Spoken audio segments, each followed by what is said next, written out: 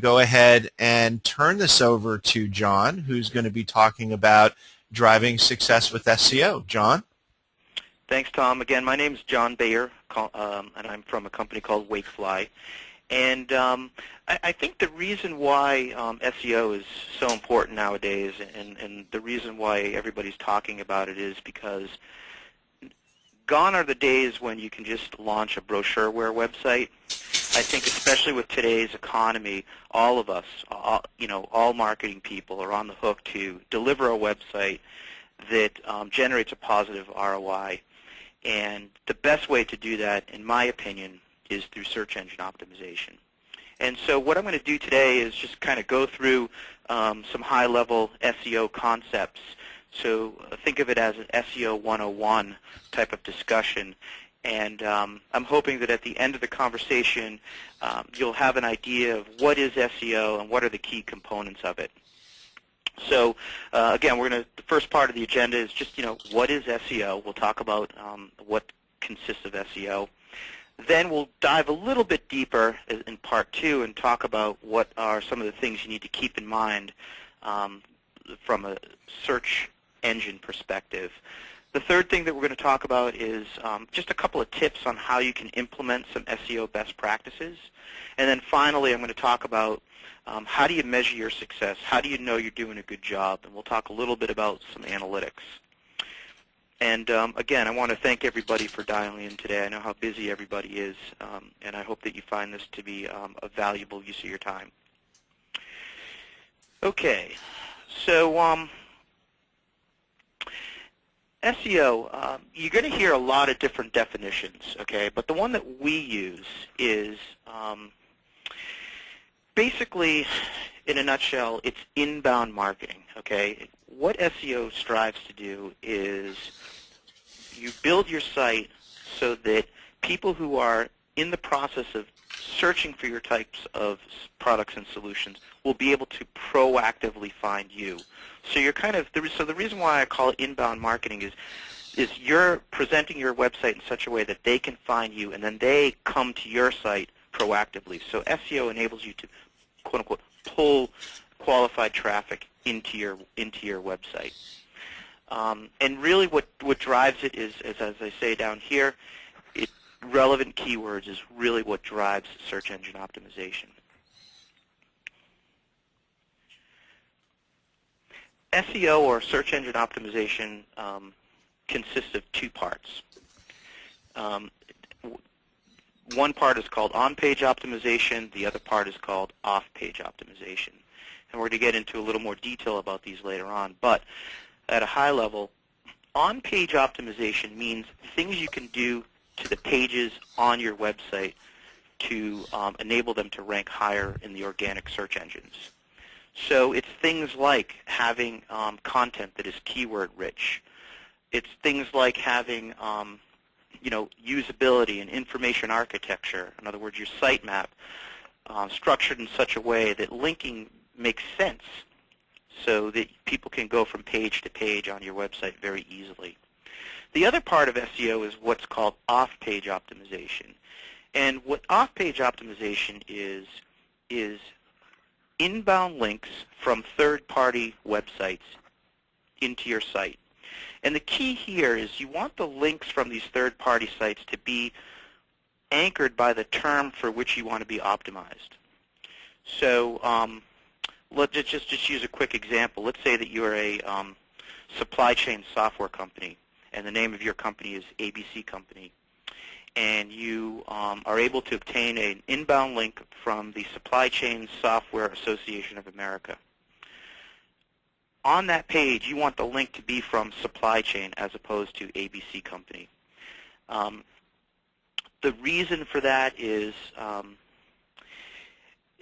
when you're talking about search engine optimization and inbound links, Google values inbound links coming from that keyword text more so than your company name. So again, a lot of people make the mistake of just having their company name link, and that's a good try, but it's not quite what you want to do. So those are the two pieces of search engine optimization. This is the results page on Google, and I'm sure you all know, but on the left-hand side here is the organic results, and the right-hand side here are the paid results. And the way paid search works is basically you bid on the keyword, and every time somebody clicks on that link, or that ad as they call it, you get charged. And so paid search is also called PPC, which stands for pay-per-click campaigns. And as a matter of fact, just one more thing on the slide, the better optimized you are for your keywords, the lower your cost per click will be on the paid search side. The reason for that is the search engines all want to give their users the best possible experience. And the way Google works, for example, is they say, okay, this company wants to do a paid search campaign for an environmental consulting firm. They're very highly optimized for that term. Their content is relevant to that term. We're going to charge them a little bit less than John Doe's website, because we know that our users are going to go to that site and going to learn more about environmental consulting. So I would argue that both organic and paid go hand in hand. They both feed off of each other. So people say to me, okay, well, why should I optimize? And I use this slide to prove why you should optimize. And this is called the Google heat map. And basically what Google did was they did, using eye tracking software, Google and Cornell University did a study to find out where do people's eyes go on the search results page. And so this like purplish color up here shows that most eyes go up to the top results.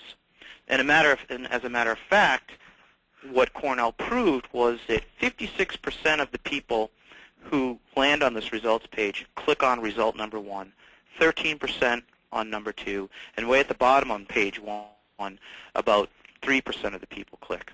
So what this slide shows is that unless you're on the first page, and preferably within the first 5, you're really not getting a lot of traffic for your keywords. And so let's just do a couple of little numbers here. Let's say that this search term up here garnered 2,000 searches per month on Google for a total of 24,000 per year. By being in the number 1 position, this company is getting an additional 12,000 visitors per year just by being optimized for that keyword phrase. So if you multiply that by, let's say, 10 keyword phrases, you can see how much additional traffic you're going to get to your website by being optimized for your keywords. And so this slide tends to persuade the skeptics that SEO is an important endeavor for your website.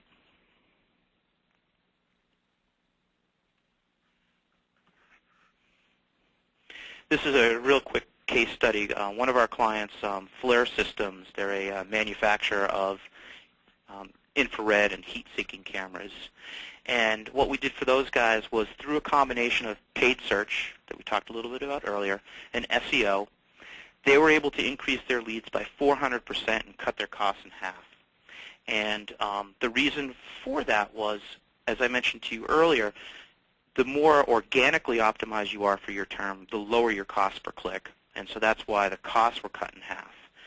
And the more your content on your website speaks to those phrases that were in the paid search, the better qualified visitor you're going to get, because they're going to know that that content speaks specifically to their needs. And because we were able to do that for Fleur, more people filled out the forms on the landing pages, and more people stayed for longer visits on their website.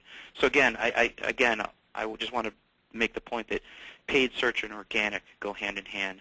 There's just one more thing I want to point out on that thought is that, as most of you know, SEO or organic can take, several months for you to start seeing results. It just takes time. So what a lot of people do is they will launch their website and will start doing paid search for the first couple of months and taper that off as organic starts to build up. And that way, as organic is building up, the paid search is funneling leads into the company. So that's something to consider when you're thinking about doing search engine optimization. In other words, thinking of combining the two together. So people always ask me, what do the search engines look for? What do I need to do to my website to make it search engine friendly? And we believe that there's really 4 things that the search engines look for. The first and foremost, and that's why I put the exclamation point there, is the keywords. And we're going to talk about keyword requirements in a sec. The other thing is proper coding, meaning having the keyword appear in the right places and having the right type of coding that only the search engine spiders can see. Another really important requirement, and this is where the Kentico CMS comes in, is constantly updating your site and providing fresh content. If you're talking to other online marketing firms, they're going to tell you content is king. And the reason for that is by providing relevant, fresh content on a regular basis, you're giving the search engines more of a reason to come back and visit your site.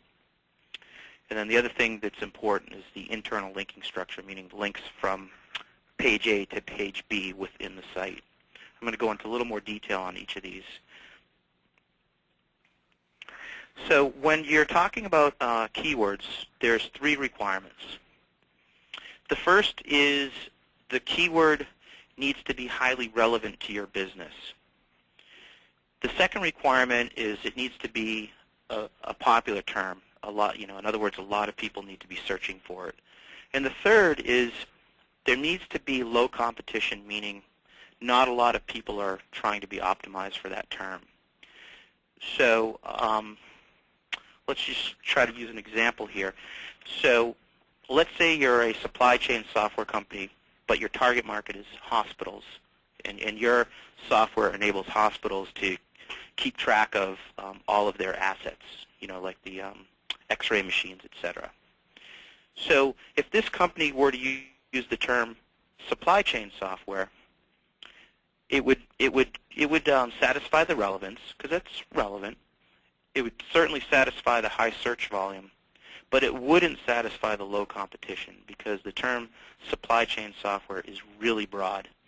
And so therefore, for that type of company, I wouldn't recognize using that broad type of term. Instead, I would recommend that they use a term such as healthcare supply chain or hospital supply chain. You're going to hear the term long-tail keywords occasionally. A long-tail keyword is exactly what I'm describing. It's a keyword phrase with a descriptor added to it. So this long-tail keyword, hospital supply chain, definitely fits these 3 requirements. It's relevant to their business, probably has pretty high search volume, not as much as supply chain, but hospital supply chain would have pretty low competition because there's not a lot of hospital supply chain software companies out there. So again, a very high level, but those are the things you need to think about when you're selecting the keywords to optimize for.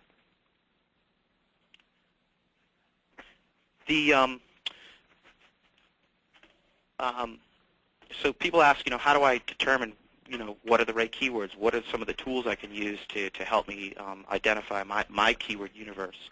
So I just wanted to show there's a couple. The one that I use most often is the Google keyword tool.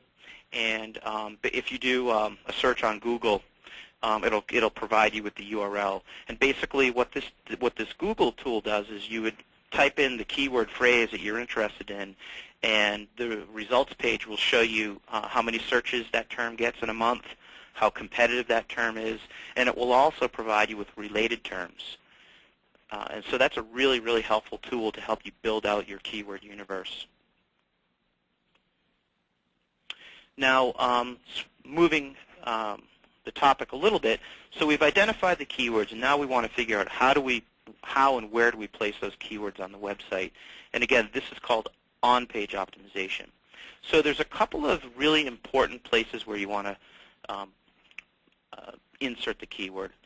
The first is in the page title of each page. And as you guys know, the page title is, you see it up in the blue bar way in the top left. A lot of companies make the mistake of putting, products or their company name or their tagline.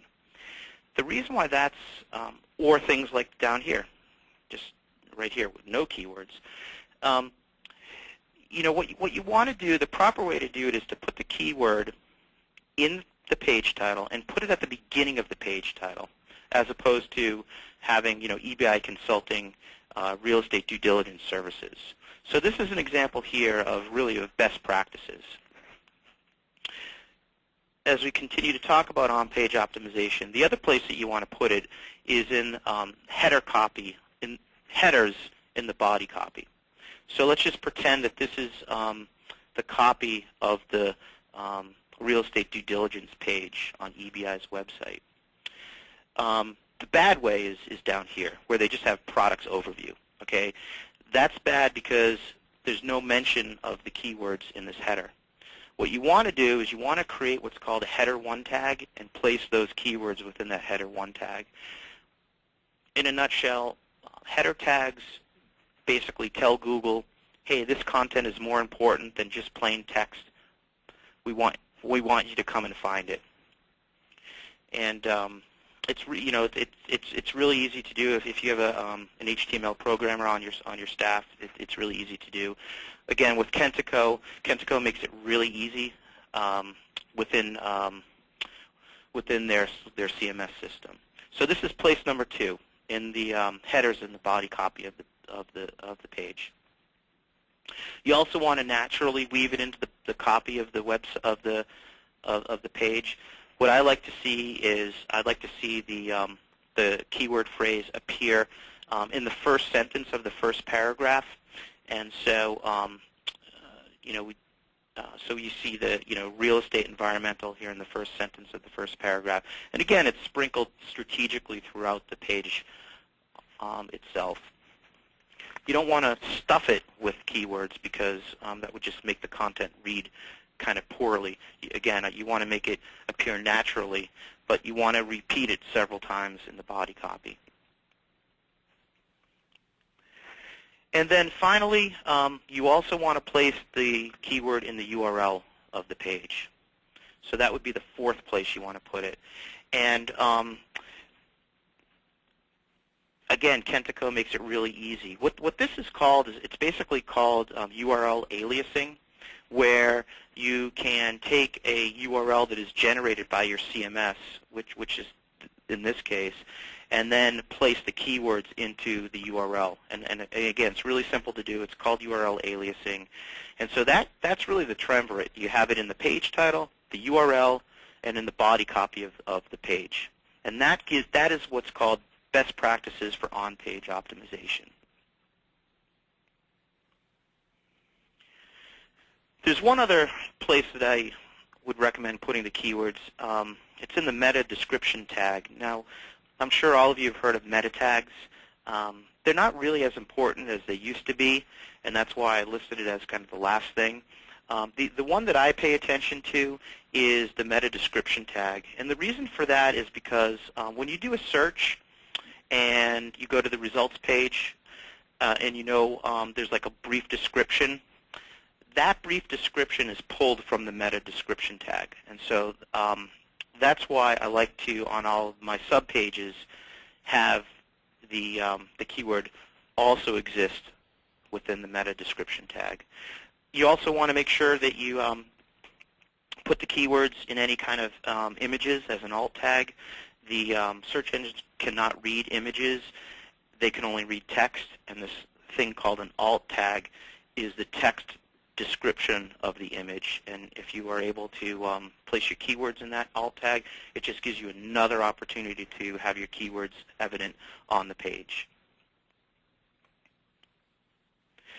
And I haven't looked at this in a couple weeks, but by doing those things, this particular company was able to get onto the first page of Google for its selected keyword. And we talked earlier with the Google heat map how valuable that ranking is. Now we're going to be talking a little bit about the content on your website. And I think the biggest takeaway from this is that is this bullet right here. I think you should attempt to continually update the content. And again, the reason for that is it just gives the search engines more reason to come to your site and index the site. I find content really hard to write. I'm sure a lot of you do too. The nice thing about using a CMS is that when you go live with your site, you don't have to be winning a Pulitzer Prize. It needs to be, good enough. And the nice thing about the CMS is you can come back and continuously refine it and update it and edit it.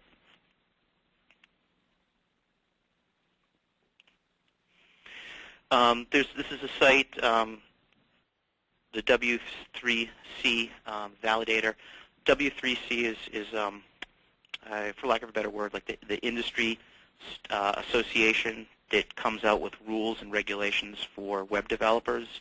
So it's a highly respected organization, and you can take a look and see how your pages have been coded by going to this validator here.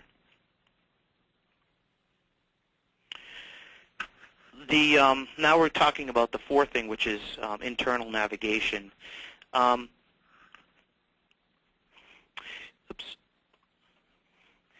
When you're talking about internal linking, by remaining shallow, basically by that I mean you want to reduce the amount of clicks that somebody needs to go through to get to the content that he or she finds most relevant. You have to remember that internet browsers and visitors to your website are impatient.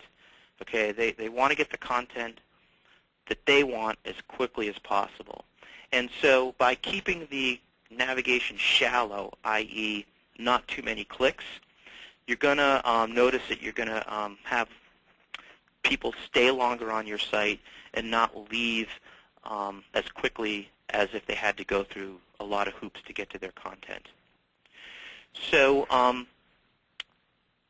I think that the websites that I see nowadays tend to do a pretty good job at internal navigation. The ones that I see pretty much allow you to, quote-unquote, cut to the chase and get right to your content. And so what I'm talking about here, again, is that you want to give the browser, the visitor, access to the content as quickly as possible. And so keep it shallow is what I'm trying to say from a navigation standpoint. And here's just a quick fact. Cambridge Health Tech Institute, which is an online publication service,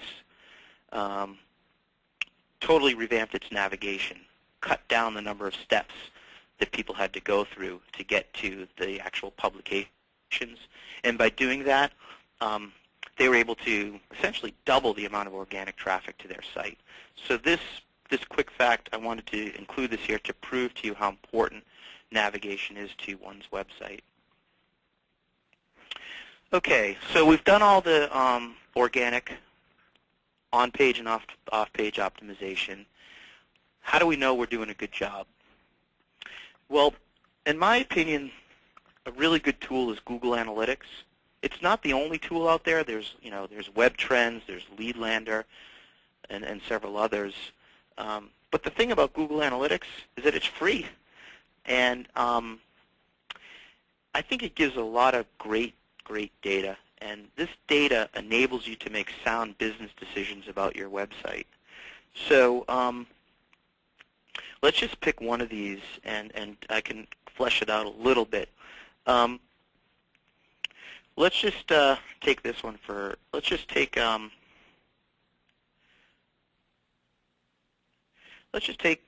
this one for a second. The second bullet. One of the things that Google Analytics will tell you is from which site are people coming to your site. And what I like to do with this is I like to look at the list of referring sites, and I also like to look at how much time the people who come from those referring sites spend on my site.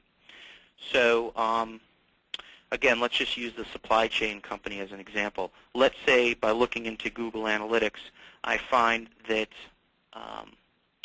people who come from the Supply Chain Association of America, who come to my site from that site, spend the most time on my website. Well, if that's the case, what I'm going to do is I'm going to then identify other sites just like the Supply Chain Association of America, and I'm going to go out and I'm going to seek inbound links from that site as well. And if they won't give me the inbound links, maybe I'll do some advertising on their site, or maybe I'll contribute to their blog or to their e-newsletter. The point is that you're looking for trends here, and if you can find sites that are like that example one I gave you, you're going to be able to increase dramatically the amount of qualified traffic to your website. Again, let's use this one as an example. Let's say you're finding that a particular keyword is delivering good traffic to your site. And again, good traffic means they're spending a lot of time on your site. They're looking at a lot of pages. Well, let's further learn that you're not ranked highly for that particular keyword. What you're going to want to do then is what that data will tell you is that, okay, we're getting a lot of good traffic from this keyword, but we're not ranked highly for it. What do we need to do to update our site so that we're more highly ranked for that keyword? And all that data within Google Analytics will help you make those decisions. So I would say it's basically a must-have when you're going to be launching your website. And if your site is live already and you don't have it, it's pretty easy to just basically paste that Google Analytics code into the pages that you want to track. Again, I think, and this is something obvious that I just want to point out, is that the nice thing about Google Analytics is it can help you to not waste time on things that aren't working. So, if after a couple of months you're seeing trends that show that what you thought was going to work doesn't, again, Google Analytics empowers you to change course pretty quickly.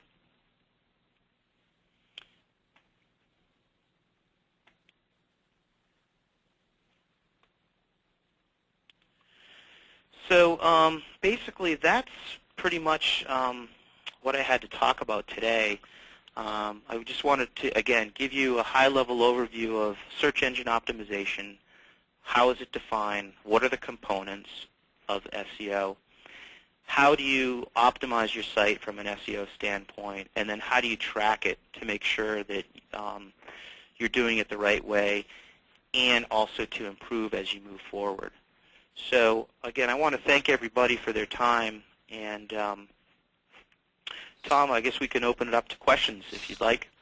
Absolutely. Let's give folks a minute or two if they have any questions they'd like to ask.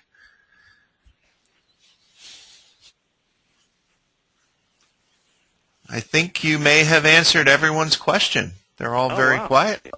Oh, wow. Okay. So we'll give everyone another minute or two, but on behalf of John and myself, I want to thank everyone for attending. This is part of a series of CMS Today webinars looking at the industry as a whole, trying to understand what topics are interesting to people. And as always, if you're interested in specific topics, please feel free to email myself or email John, and we would love to set these up with information that you hope will find valuable. We had one question, and someone told us thank you. I see one more coming in. Is it a good idea, John, this is for you, is it a good idea to include metadata on the page?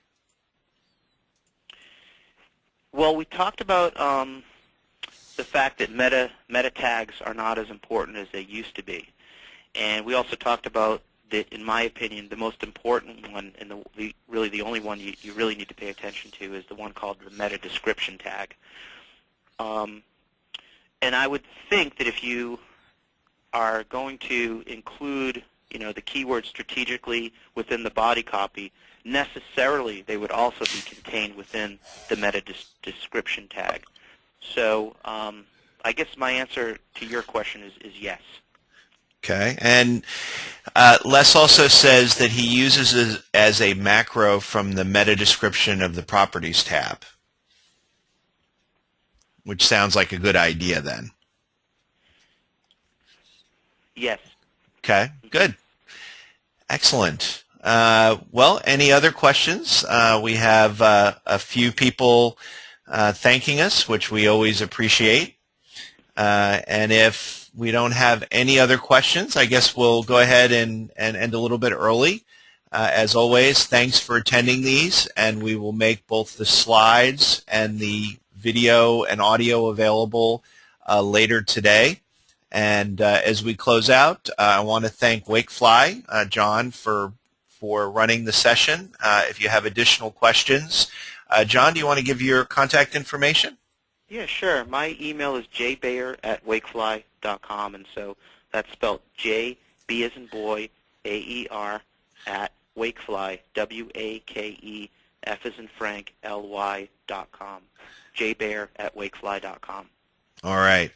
Well, thanks, everyone, and I hope you have a great rest of the day or early evening, depending on where you are, and look for additional content. And if you have any questions, please feel free to send us an email. Thanks. Thanks, John. Okay. Thank you. Bye-bye. Bye.